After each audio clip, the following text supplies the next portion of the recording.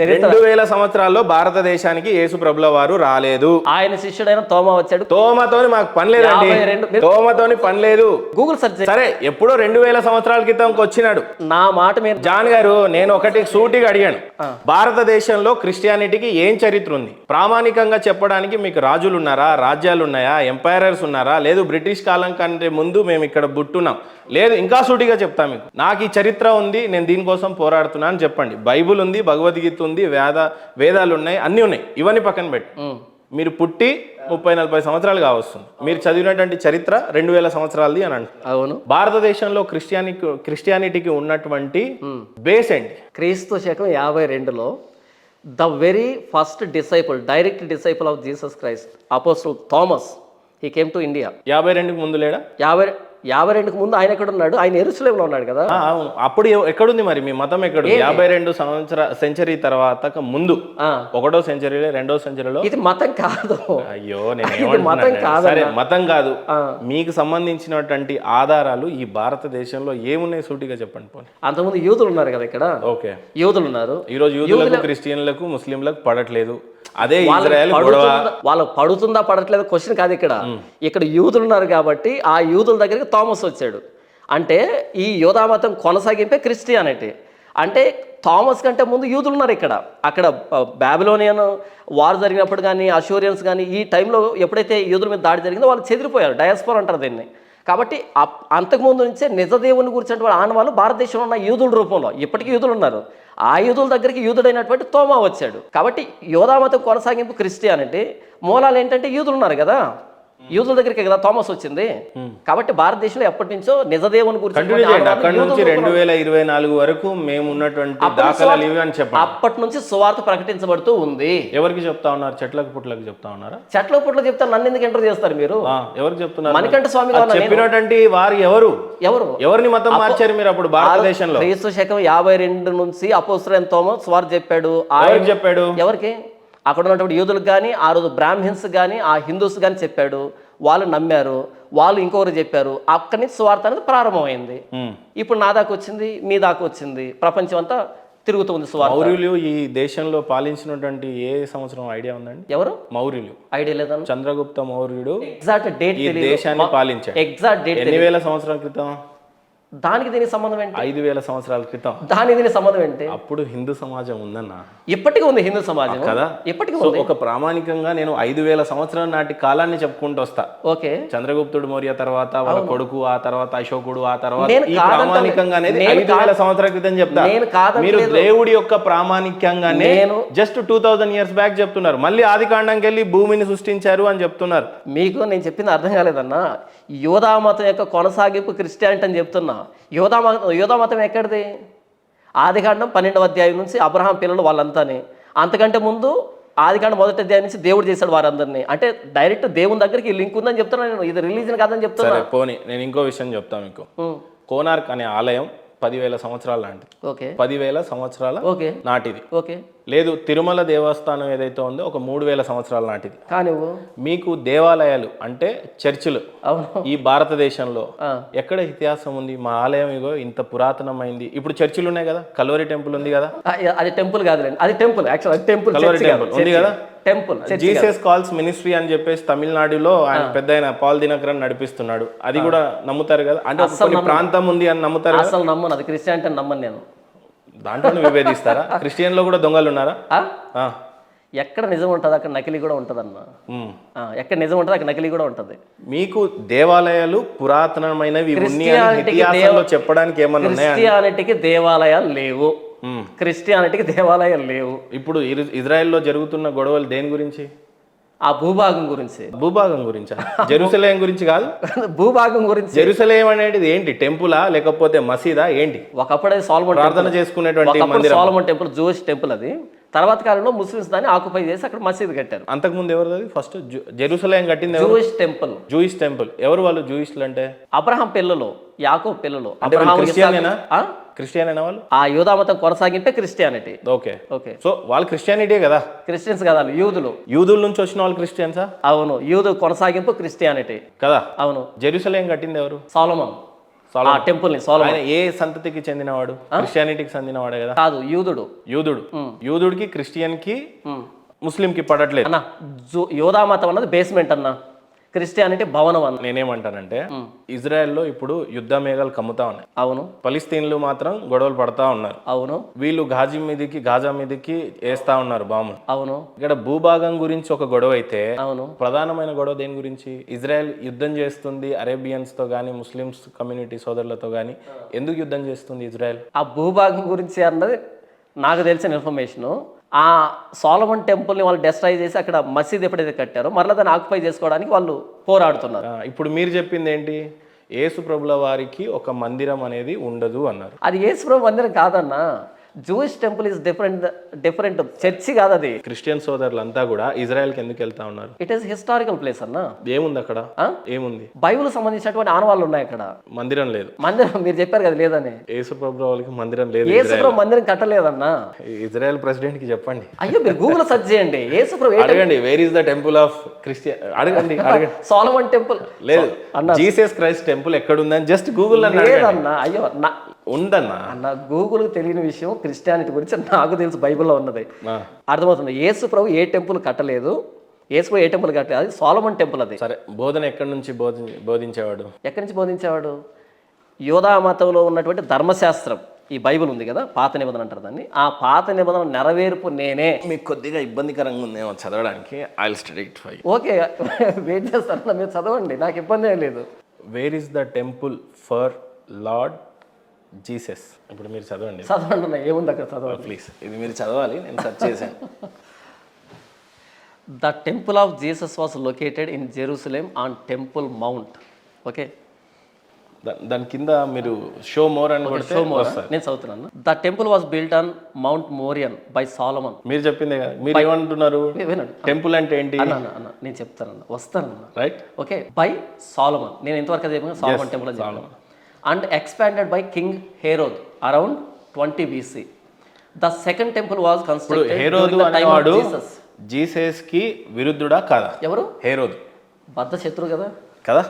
Before going to the story, హేరోదు ఎవరో మీరు చెప్పాలి. Not story, history. హిస్టరీలో ఒక స్టోరీ అనుకుందాం. No history, not story. సరే, ఎనీథింగ్. గుడి కట్టిన వాడేమో సొలొమన్. అవును. టెంపుల్ అంటే గుడిగా మా దృష్టిలో. ఆలయం అందాం పోనీ, లేదు ఎనీథింగ్. మీరు ఆలయమే అంటారు, ఎప్పుడు గుడి అన్నారు. ఓకే, యేసు ప్రభుల వారి కోసం కట్టినటువంటి గుడి జెరూసలేం కాదు. సరే పోనీ, గుడి అన్నారా? ఏమంటారు మీరు? మీరు చదివారు కదా పాత నిబంధనలో. నేను చెప్పేది వినండి, చెప్తాను. మళ్ళీ డైవర్ట్ అవ్వద్దు ప్లీజ్. నేనేమంటాను, అక్కడ కట్టినటువంటి ఏదైతే ఆలయం ఉందో అది కట్టినటువంటి సొలొమన్ అయితే, ఆ తర్వాత భద్రశత్రువు ఎవరు? హేరోదు. హేరోదు ఎందుకు అసలు భద్రశత్రువు అయ్యాడు? ఆ స్టోరీ చెప్పండి. నాట్ స్టోరీ, హిస్టరీ చెప్తాను వినండి. ఓకే, ఎందుకు అంటే ఎప్పుడైతే హేరోదు పరిపాలిస్తున్నాడో ఆ పరిపాలనలో తూర్పు దేశం నుంచి కొంతమంది జ్ఞానులు వచ్చారు, బాబిలోన్ నుంచి కొంతమంది జ్ఞానులు వచ్చి, యూదుల రాజుగా పుట్టిన వాడెక్కడా, మేము ఆయన నక్షత్రం చూసి వచ్చామని వచ్చారు. అప్పుడు యూదులు పరిపాలిస్తున్నది హేరోదు. ఎప్పుడైతే యూదుల రాజుగా పుట్టిన వాడెక్కడ, అప్పటికే హేరోదు తన కుమారులను చంపేశాడు. అంటే ఇక్కడ స్టోరీ ఇది ఫినిష్ కాలేదు, ఇంకా ఫినిష్ కాలేదు. అప్పటికి జెరూసలేం అనేది కట్టబడి ఉంది. ఆ తర్వాత మానవ రూపంలో వచ్చినటువంటి యేసుని వెతకడానికి హేరోదు మనుషులను పంపించాడు. జెరూసలేం ఎప్పుడో కట్టబడింది, దానికి దీనికి సంబంధం లేదు. యేసు ప్రభుల వారిని వెతికించింది ఎవరు? కింగ్ హేరోదు. హేరోదే కదా యేసు ప్రభు వారిని చంపేయమని చెప్పింది. చిన్నప్పుడు బాలుడు ఉన్నాడు, ఆయన దేవుడై కుమారుడు ఉన్నాడు, ఆయనను మనం చంపేయాలి అని చెప్పి వెతికించింది ఆయనే కదా. అవును అవును. మానవుడు దేవుడిని వెతికించాడు. అవును. అదే దేవుడు ఈ మానవుడి మీద కక్షపూరితంగా అస్సలు కాదు. చెప్పండి, మీరే చెప్పండి, పోనీ హిస్టరీ మీరే చెప్పండి. కక్షపూరితంగా ఏం చేయలేదే, అసలు కక్షపూరితంగా ఏం జరగలేదు. అసలు హేరోదుకి ప్రభు వారికి ఉన్న అనుబంధం చెప్పండి పోనీ. అనుబంధం కాదు, సంబంధం ఏంటంటే యూదుల రాజుగా పుట్టినవాడు అనగానే ఆయన కోపం వచ్చింది. అప్పటికే తన కుమారులను చంపేశాడు. యూదుల రాజుగా పుట్టింది యేసు ప్రభు. హేరోదు ఉన్నటువంటి ఆయన కూడా యూదుల రాజు అప్పటికి పరిపాలిస్తున్నాడు. అప్పటికే తనకు పోటీ వస్తారేమోనని ఆయనకు చాలా మంది భార్యలు ఉన్నారు. అంటే హేరోదుకు ఉన్న కోపం ఏంటంటే, నాకంటే గొప్పవాడు ఒకడు పుట్టాడు, ఆయన నేను చంపాలి, నా సింహాసనానికి ఇబ్బంది ఏమో. ఆయనకు ఒక ఇన్ఫర్మేషన్ అందింది. అవును. అప్పటికే ఆయన కుమారులను చంపేశాడు ఆయన. ఏది, ఆ భార్యలు ఏమైనా కుట్ర చేసి వారి కుమారులు సింహాసనం ఎక్కిస్తారేమో అని, కుమారులు ఉంటే నాకు థ్రెట్ అనే ఉద్దేశంతో కుమారులు చంపినటువంటి కఠినాత్ముడు. అలాంటి సందర్భంలో యూదుల రాజుగా ఇంకొకటి పుట్టాడు అనగానే యేసు ప్రభు మీద కక్ష పెంచుకొని ఆయన లేకుండా చేయాలి, ఆ ఆలోచన కూడా లేకుండా చేయాలి, నేను తప్ప ఇంకో రాజు ఉండకూడదు అనేటువంటి దాంతో యేసు ప్రభుని చంపడానికి ప్రయత్నం చేశాడు. తర్వాత యేసు ప్రభు తల్లిదండ్రులకి దేవదూత ప్రత్యక్షంగా వారిని నడిపించడం, ఐగుప్తుకు నడిపించడం, వాళ్ళు అక్కడికి వెళ్ళడం, ఈలోపు హేరోదు చనిపోవడం, ఇదంతా జరిగింది. హేరోదు ఎలా చనిపోతాడు? ఆయన పాదంలో జబ్బు ఉంటే, అంటే ఆరోగ్యం బాగలేక ఆయన నడుస్తూ ఉండగానే ఆయన కాళ్ళలోంచి పురుగులు కింద పడేవంట. అంత భయంకరమైన స్థితికి వచ్చాడు. అప్పుడు కొడుకు అనుకుంటాను, ఆయన కొడుకు గట్టిగా తంతే, అంటే ఆ కోపంలో తంతే అలా కిందికి దొర్లుకుంటూ వచ్చి కింద పడి చచ్చిపోయాడు. అలా చనిపోయాడు. బైబిల్లోనే కొన్ని అద్భుతాలు జరిగినాయి. ఎర్ర సముద్రాన్ని 2 పాయాలుగా చీల్చడం. అవును, కొంతమందిని కాపాడారు. ఎవరు? మన సైన్యములకు అధిపతి అయిన యెహోవా కాపాడాడు. ఎవరు కాపాడతాడు? రెడ్ సీని ఇద్దరిని చీల్చేది ఎవరు? మోషే చీల్స్తాడు. మోషే తన కర్ర చాపమని చెప్పింది దేవుడు. మోషే మానవ రూపంలో ఉండి దేవుడి యొక్క శక్తి చేత రెడ్ సీని 2 పాయాలుగా చీల్చి సైన్యం మొత్తాన్ని కాపాడతాడు. అవును. ఇది ఏ ఇయర్లో జరిగింది అనేది మనకు రాయబడలేదు, మనకు అవసరం లేదు. అది పురాణమో ఇతిహాసమో ఏదైనా హిస్టరీ. రైట్. ఇప్పుడు యేసు ప్రభుల వారు వచ్చారు, వెళ్ళిపోయారు. అలాంటి అద్భుతాలు మళ్ళీ ఈ ఎర్ర సముద్రాన్ని 2 పాయాలుగా చీల్చినటువంటి అద్భుతాన్ని మీరు ఏమైనా చూసారా ఈ 2000 సంవత్సరాలు? జరగాల్సిన అవసరం లేదు కదా. ఎందుకు? అక్కడ ఇశ్రాయేళ్ళు వస్తూ ఉన్నప్పుడు ఎర్ర సముద్రం ఒడ్డు వచ్చింది, దేవుడు తన బాహుబలాన్ని చూపించడానికి అద్భుతాన్ని చేశాడు. ఇప్పుడు అలాంటి అద్భుతం అవసరం లేదు కదా. ఇప్పుడు దేనికి అది? ఒకప్పుడు రైట్ బ్రదర్స్ అప్పుడు ఎందుకు అద్భుతం చేయాలనుకున్నాడు దేవుడు? తన శక్తిని కనబరచాలి కదా. ఇప్పుడు వద్దా ఆయనకి? ఇప్పుడు ఎందుకు? ఎస్టాబ్లిష్ అయిన ట్రూత్. అప్పుడున్న మానవులు ఎక్కువగా, ఇప్పుడున్న మానవ జనం ఎక్కువనా? ఎక్కువ మందిని కాపాడాలా, అప్పుడు తక్కువ మందిని కాపాడాలా? తక్కువ కాదు, ఎక్కువ తక్కువ కాదు. ఇక్కడ ఇప్పుడు అలెగ్జాండర్ ఫ్లెమింగ్ యాంటీబయాటిక్ కనిపెట్టేశాడు. ఇప్పుడు మరలా ఇంకొక అలెగ్జాండర్ కనిపెట్టాల్సిన అక్కర్లేదు, దాన్ని ఇంప్లిమెంట్ చేసినా సరిపోద్ది. ఇప్పుడు ఒక లైట్ కనిపెట్టారు, ఇంకొకరు ఫోన్ కనిపెట్టొద్దు అంటారు. అవును, ఒకదాన్ని కనిపెట్టిన తర్వాత, ఎస్టాబ్లిష్ అయిన తర్వాత మరలా ఎందుకు అది? మళ్ళీ మీరు అదే అంటారు. 2000 సంవత్సరాల క్రితం అన్ని అద్భుతాలు జరిగినప్పుడు అంతమంది మానవులు దేవుణ్ణే శోధింపజేశారు. అవును. అంత పెద్ద ఎర్ర సముద్రాన్ని చీల్చిన తర్వాత కూడా, ఇజ్రాయెల్ ప్రజలు ఆ రెడ్ సీని దాటిన తర్వాత కూడా, అవును, ప్రతిసారి మోషన్ శోధించారు. అవును. మీ దేవుడు ఏంటి, మాకు అన్నం లేదు, మాకు నాన్ వెజ్ లేదు, మాకు చికెన్ లేదు. అవును. శోధింపజేశారా లేదా? అవును కదా. అవును. అప్పుడు జనాభా తక్కువ ఉందనుకుందాం, అంటే రోజు రోజుకి జనాభా పెరుగుతూ వస్తుంది. అవును. ఈ రోజున 135 కోట్ల జనం భారతదేశంలో ఉంటే ప్రపంచం మొత్తంలో 700 కోట్ల జనాభా ఉందని అనుకుందాం. అవును. ఇప్పుడు ఏదో ఒక మ్యాజిక్ జరగాలి కదా. మరి ఎందుకు మ్యాజిక్? ఇప్పుడు మ్యాజిక్ జరిగి ఎన్ని ఇయర్స్ అవుతుంది? మ్యాజిక్ కాదు, అది వండర్. జాన్ పాల్ గారు ఒకటి బాగా ఆలోచించండి. మనము కొద్దిగా ఇది పోగొట్టుకుంటే మన రెస్పెక్ట్ పోద్దాము. రెడ్ సీని చీల్చినటువంటి మోషే, ఓకే, అలాంటి ప్రవక్తలు ఇప్పుడు లేరా? లేరు. ఇప్పుడు వచ్చినటువంటి జాన్ పాల్ దొంగ, బ్రదర్ సతీష్ దొంగ, విజయ్ రెడ్డి దొంగ, లేకపోతే ఈ సో కాల్డ్ ఫాదర్ పాస్టర్లు అంతా దొంగ, ఇదంతా అబద్ధం చెప్తాను అని చెప్పడానికి మరి ఎట్లా? మరి అప్పుడు అట్లా దాన్ని చెప్తాను. మోజెస్ ప్రాఫెట్, ప్రవక్త. Pastor John Paul pastor. నేను ప్రాఫెట్ని కాదు. తెలుగులో ఏమంటారు పాస్టర్ని? కాపరి, సంఘ అధ్యక్షుడు, సంఘ నాయకుడు. ప్రవక్త అని ఎవరిని అంటారు? ప్రవక్త అంటే దేవుడు ఆయనతో మాట్లాడతాడు, దేవుడు ఆయనతో మాట్లాడి ఆయన ద్వారా కొన్ని. చర్చిలో ఫాదర్లు పాస్టర్లు ఏమంటారో తెలుసా? ఈ రాత్రి దేవుడు నాతో మాట్లాడాడు, ఫలానా దీపక్, నీ లైఫ్ మారబోతుంది, ఈరోజు నువ్వు నడుస్తావు, నీకు గర్భం ధరిస్తుంది, నీ కళ్ళు తెరవబడతాయి, అవును, దేవుడు నాతో మాట్లాడాడు. అవును. ఏందన్నా ఇదంతా? నాకు 2 ఛానల్ ఉన్నాయన్న. Jesus Christ the only solution అనేది నా సండే ప్రసంగాలు పెట్టడానికి, వుల్వ్స్ ఇన్ షీప్స్ క్లోతింగ్ అనేది 2nd ఛానల్. ఇప్పుడు మీరు అన్నారే దీపక్ పిలుస్తున్నాడు, నీ గర్భం రాబోతు అన్నావు కదా, ఇలాంటి దొంగలందరినీ వీళ్ళు గొర్రె చర్మం వేసుకున్న తోడు. క్లియర్ గా చెప్పండి, జాన్ పాల్ గారే సరైన పాస్టరు, దినకరన్ అనేవాడు దొంగ, సతీష్ అనేవాడు దొంగ, విజయ్ అనేవాడు దొంగ. ఇది క్లియర్ గా చెప్పరాదన్నా?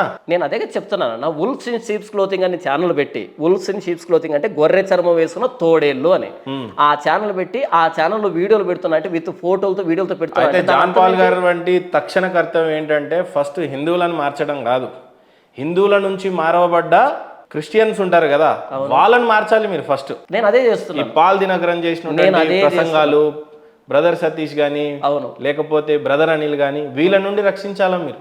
నేను అదే చేస్తున్నాను. 2nd ఛానల్ పెట్టి అదే చేస్తున్నాను. చెప్పండి మరి ఏం చెప్పాలనుకుంటున్నారు మీరు అలాంటి వాళ్ళకి? నేనేం చెప్పాలనుకుంటున్నానంటే, క్రైస్తవులకి ప్రామాణిక గ్రంథం బైబిల్. ఈ బైబిల్కి కుడికి కానీ ఎడమకి కానీ పోయేవాడు క్రైస్తవుడు కాదు. మీరన్నా సతీష్ అన్నారు, లేకపోతే బెల్లంపల్లి ప్రవీణ్ కుమార్ అన్నారు, పాల్ దినకర్ వీళ్ళు ఉన్నారు కదా. బైబిల్కి వాళ్ళు చేసే టీచింగ్కి అసలు పొంతం లేదు, చాలా దూరంగా వెళ్ళింది. మీరే పాయింట్అవుట్ చేశారు, దీపక్ దేవుడు నిన్ను పిలుస్తున్నాడు, నీ గర్భం రాబోతుంది. ఇది బైబిల్లో లేదు, జస్ట్ వాళ్ళు ఒక బిజినెస్ చేస్తున్నారు దేవుణ్ణి. కాబట్టి నిజంగా క్రైస్తవులు దేవుని ప్రేమించాలంటే ఈ బైబిల్ దగ్గరకు రండి. ఈ బైబిల్ ఉన్న వాక్యం ఏం చెప్పిందో దాని ప్రకారంగా ప్రభువైన యేసుక్రీస్తుని సేవించండి. అంతేగాని వ్యక్తులను చూసి ఆ డ్రామాలు చూసి క్రైస్తవ్యాన్ని వెక్కిరించకండి, ఇలాంటి వాటిని సపోర్ట్ చేయడం ద్వారా అన్నది నేను చెప్తున్నాను అన్న.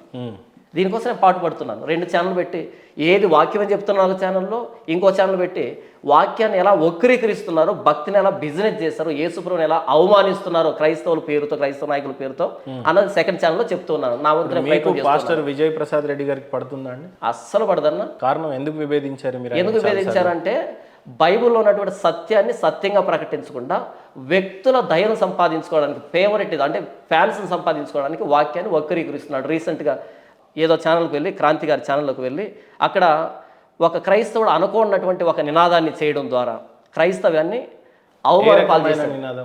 ఆయన జై కొట్టమని అడిగాడు క్రాంతి గారు, ఆయన నమ్ముకున్నటువంటి దేవుడికి. ఈయన జై కొట్టాడు. ఒక క్రైస్తవుడు యేసు ప్రభు తప్ప ఇంకెవరికి జై కొట్టాడు.